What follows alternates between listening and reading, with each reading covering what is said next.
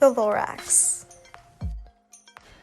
At the far end of town, where the grinkle grass grows, and the wind smells slow and sour when it blows, and no birds ever sing except old crows, is the street of the lifted Lorax. And deep in the grinkle grass, some people say, if you look deep enough, you can still see today where the Lorax once stood just as long as it could before somebody lifted the Lorax away.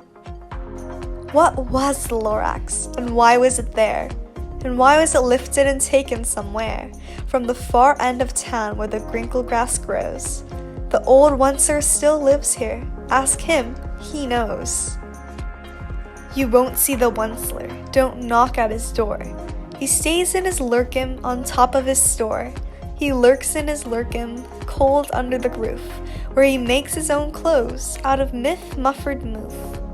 And on special dank midnights in August, he peeks out of the shutters, and sometimes he speaks and tells how the Lorax was lifted away.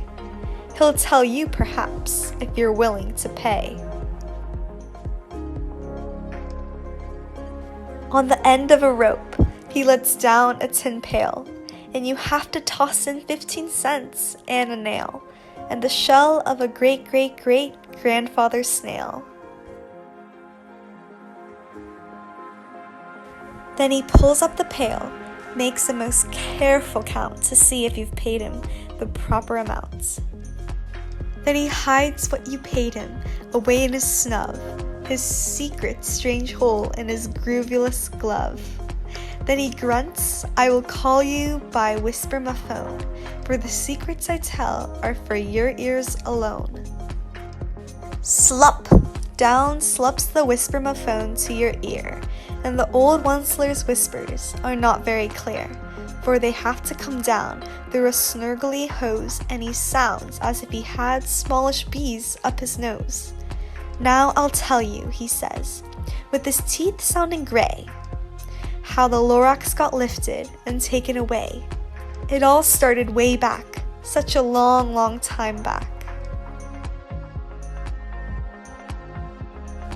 Way back in the days when the grass was still green, and the pond was still wet, and the clouds were still clean, and the song of the swoomy swans rang out in space.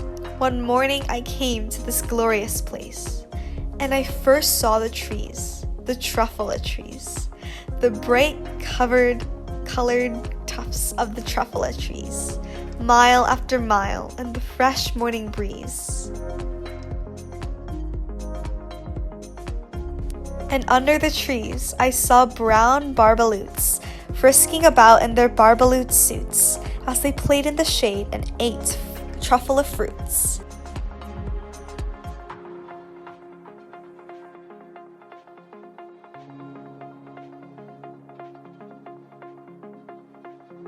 But those trees, those truffula trees. All my life I'd been searching for trees such as these. The touch of their tufts was much softer than silk, and they had the sweet smell of fresh butterfly milk. I felt a great leaping of joy in my heart. I knew just what to do. I unloaded my cart.